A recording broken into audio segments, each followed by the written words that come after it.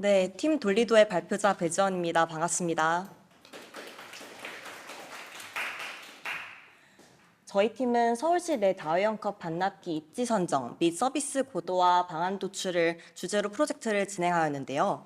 저희 팀은 김나연, 김예은, 정하연, 최주희 그리고 저 배지원으로 구성되어 있습니다. 다음과 같은 목차로 진행하겠습니다. 먼저 주제 설명 및 선정 배경입니다. 여러분은 플라스틱 컵을 얼마나 자주 사용하시나요? 작년 국내에서 플라스틱 컵 사용량은 약 53억 개라고 하는데요. 이는 컵들을 일렬로 세우면 지구를 15바퀴를 돌고도 남는 양입니다. 이런 환경 문제에 대응하기 위한 방안으로 제시된 것이 바로 다회용 컵인데요. 평상시 일회용 컵이 많이 나오는 야구장이나 카페뿐만 아니라 우리 학교에서도 매년 열리는 고연전에서도 일회용 컵을 줄이고 다회용 컵을 사용하기 위한 노력을 꾸준히 하고 있습니다. 다회용 컵은 다른 말로 리유저블 컵이라고도 하는데요. 즉 재사용 컵이 가능한 컵으로 외관상으로는 일반 일회용 컵과 동일하나 실제 폴리프로필렌이나 유리 등 특수한 재질로 되어 있어 반영구적으로 사용이 가능합니다. 친환경적인 사용, ESG 경영도 가능한 다회용 컵, 사람들의 반응은 어떠할까요? 저희 팀은 다회용 컵 보증금 제도에 대한 사용자들의 의견을 수렴하고자 설문조사를 진행해 보았습니다. 예상외로 다회용 컵 보증금 제도를 이용해 보았다는 응답이 거의 80%에 다다랐는데요. 다회용 컵 사용 경험에 대한 의견을 물은 결과 공통적으로 반납하기 위해 매장을 다시 방문하는 것이 부담스럽다는 의견이 많았습니다. 추후 다회용 컵 보증금 제도를 이용할 의향이 있는지 묻는 문항에 대해서는 아니오라고 답한 응답자의 80%가 반납기까지가 가기가 번거롭다라는 의견이었고 위생상의 이유가 그 뒤를 따랐습니다. 다회용 컵의 회수율이 낮은 이유가 사용 후 반납하는 데 불편할 때문이라는 가설을 어느 정도 뒷받침한다고 예상을 할 수가 있었습니다. 환경부, 학교 축제, 대기업 카페에서 다회용 컵 사용을 제로화할 수 있을 것이라는 기대와 함께 사용한 다회용 컵 사용은 현재 잘 진행이 되고 있을까요? 오늘날에는 운영 적자를 버티지 못하고 스타벅스를 포함한 많은 카페에서 사업이 중단되었으며 환경보호 정책도 일부 후퇴한 것을 확인할 수 있습니다. 환경보호에 도움이 되는 다회용 컵 순환 서비스를 되살릴 방법은 없을까요? 그래서 저희 팀은 크게 두 가지 측면에서 이 문제에 대한 해결책을 제시해 보았습니다. 첫째, 앞선 설문조사에서도 접근성 문제가 언급되었던 만큼 이를 개선하기 위해서 다회용 컵 반납기의 입지를 최적화하고 회수율을 높이고자 하였습니다. 둘째, 적자 문제를 해결할 수 있을지 판단하기 위해 다회용 컵 반납 제도의 예상 손익을 분석하여 수익성 제고, 더 나아가 다회용 컵 사용이 적자가 나지 않는다라는 사람들의 인식을 심어주기 위해고자 하였습니다. 이 두 가지를 모두 고려하여 저희 팀은 최종적으로 접근성 개선을 통하여 임의의 카페가 다회용 컵 반납 제도를 시행하였을 때 기대할 수 있는 수익성을 제고하는 서비스를 기획하게 되었습니다. 프로젝트의 파이프라인은 그래서 다음과 같은데요. 먼저 다회용 컵에 대한 설문조사 및 사례 분석을 통해 데스크 리서치를 진행한 후 필요한 데이터를 인구, 상업, 교통, 환경 부문으로 나누어 수집하였습니다. 그 후 최적화와 수익성, 크게 두 가지에 초점을 맞춰보았는데요. 첫 번째로는 반납기의 위치를 최적화하기 위하여 입지 선정 알고리즘을 사용하여 하나의 반납기가 커버할 수 있는 주변 카페를 파악하였습니다. 두 번째로 수익성을 알려 서비스의 설득력을 강화하기 위하여 보증금 제도의 운영을 손익을 계산하고 회수율 매트릭을 구성하였습니다. 다음은 데이터 수집 및 요인 분석입니다. 저희는 인구, 상업, 교통, 환경 부문으로 나누어 총 12개의 피처에 대한 데이터를 수집, 피처 엔지니어링을 진행하고 전처리를 진행하였습니다.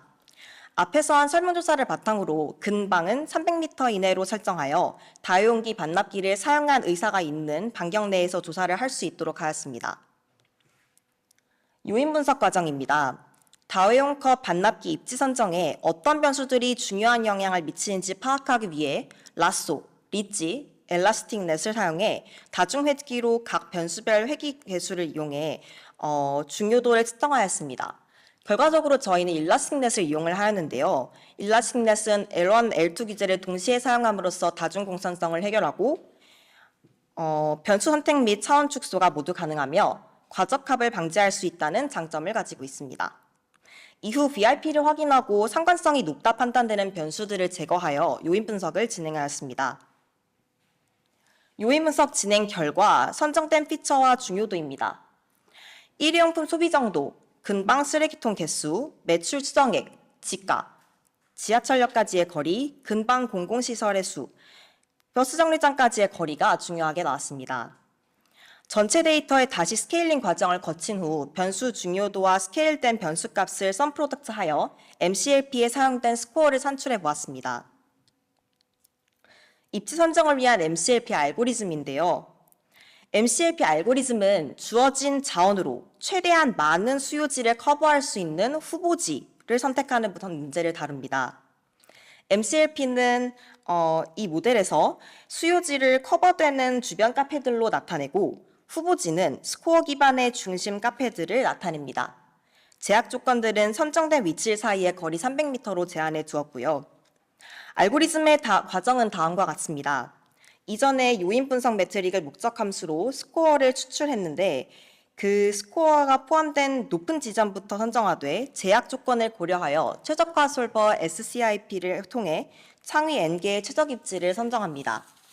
쉽게 말해 스코어를 내림차순으로 정리한 다음에 위에서부터 제약 조건에 해당되는 지점들을 n개 선점하는 방식입니다. 그렇게 되면 총 2만 개의 카페들 중 총 1,179개의 최종적으로 카페들이 선정이 되는데요. 보시는 오른쪽 지도에서는 서울시 내에 선정된 카페 위치가 나타나 있으며 서울시 전체에 고르게 분포된 것을 보실 수 있습니다. 현재 저희는 1,000여 개의 모든 수요지들이 잘 커버할 수 있다고 판단되어 이대로 진행하였지만 실제 서비스를 도입하는 과정에서는 비용 범위에 따라 선정 지점 개수 조정이 가능합니다. 여기 보시는 시각화 결과에서는 각 중심 카페에 대한 주변 카페들의 커버리지를 확인하실 수 있는데요. 결국 중심 지점 기준 얼마나 많은 카페들의 다회용 컵들을 커버할 수 있는가를 보여줍니다. 평균적으로 각 중심 카페는 약 17.76개의 주변 카페들을 커버할 수 있었습니다. 다음으로는 다회용 컵 보증금 제도를 운영할 때 발생하는 비용과 이익을 분석한 내용을 설명드리겠습니다. 다회용 컵 보증금제를 운영할 때에는 크게 초기 투자 비용과 매월 발생하는 비용을 나누어서 계산해 보았는데요. 초기 투자 비용은 다회용 컵 구매 및 회수기 설치에 기인합니다. 가게는 매월 일정량의 다회용 컵을 구비해 두어야 하는데요. 회수율에 따라 부족한 만큼을 메꾸어야 할 것입니다. 이때 월별 구비 수량은 매주 컵을 수거함과 동시에 세척한 컵들이 들어오기 때문에 회수율 50% 이상일 때 주별 사용량의 2.5배수만 준비하게 되면 수요가 충족됩니다. 회수율 최소 50%라는 가정은 앞선 설문조사에서 반납률이 50% 이상이라는 점을 참고해 설정해 두었습니다. 다회용 컵의 재구매 비용만큼 매월 변동비가 들고 운영에 있어 세척 및 수거 비용이 고정비로 합산되는데요. 여기서 회수기 설치 비용과 운영비는 클러스터 내 카페 수 M으로 나누어 분산됩니다. 마지막으로 회수되지 못한 컵들에 대해서는 보증금이 수익으로 남고 이 수익으로 다회용 컵 재구매가 이루어지며 차액은 수익이 되겠습니다. 위 계산식을 월별 그리고 시간에 따른 누적 손익으로 확장해 보았는데요. 앞서 설정한 변수들을 변경하면 각 회수율 수준에서 어떤 정도의 수익이 나는지를 계산해 볼 수 있습니다. 첫 번째 이미지를 보시면 월별 선수익이 대체로 양수이며 시간이 지날수록 제도 운영의 이익이 커지는 것을 확인하실 수 있습니다. 또 다회용 컵과 일회용 컵을 함께 운영하는 경우 다회용 컵이 이용되는 비중이 늘어날수록 순이익이 증가합니다. 여기서 다회용 컵을 재구매하는 비용보다 보증금이 더 비싸기 때문에 회수율이 증가할수록 비용만 남게 되는 사용이 발생하는데 이는 쓰레기 처리 비용 감소 및 장기적인 운영 베네핏으로 상쇄되거나 정부 차원에서 인센티브를 지급하는 방안도 고려할 수 있겠습니다. 마지막으로는 표 내용을 시각화한 자료인데요. 다회용 컵의 사용 비중이 높을수록 판매자는 오히려 보증금 제도를 운영하는 것이 이익이 된다는 것을 발견하였습니다. 특히 클러스터 내 카페 수가 늘어날수록 초기 비용과 운영 비용이 절감되기 때문에 더 빠르게, 가파르게 이득을 볼 수 있는 구조입니다. 가설화에 설계된 계산식이지만 이를 통해 다우형커 보증금 제도가 운영과 수익 측면에서도 긍정적인 결과가 준다는 것을 검증할 수 있었습니다. 마지막으로 다우형커 반납 B2B 서비스 데모를 보여드리며 저희가 하고 싶은 비즈니스의 전반을 설명드리겠습니다. 우선 가입 화면으로는 카페 사장님들로부터 카페 이름과 주소, 그리고 일회용컵 사용량을 기입하도록 구성하였습니다. 이를 통해 화면에 나오는 결과는 총 2가지인데요. 첫 번째로 어떤 구역에서 다우형컵 반납 서비스를 함께 할 수 있을지 클러스터 지도를 제시했습니다. 그리고 MCLP 알고리즘을 통해 얻어낼 수 있고 클러스터에 포함된 주변 지점 개수까지 추가하였습니다. 이를 토대로 앞서 발표한 수익 매트릭을 통해 계산한 손익 분석 결과를 제시했습니다. 클러스터에 포함된 모든 카페가 동참하고 50%의 회수율을 가정하였을 때 달이 지날수록 일회용컵 사용보다 더 이득을 얻을 수 있다는 표를 제시했습니다. 더 나아간다면 회수율과 동참 카페 개수를 사용자가 직접 조절하면서 변동되는 손익을 확인할 수 있도록 제공할 수 있을 것입니다. 또 맨 아래 버튼을 누르면 바로 반납 서비스 구축 신청 페이지로 이동할 수 있게끔 기획했습니다. 결론적으로 개인 사장님들께서 다우형컵 반납 서비스의 수익성을 알려드리며 비즈니스 참여의 설득력을 높일 수 있는 점이 키포인트라고 할 수 있겠습니다.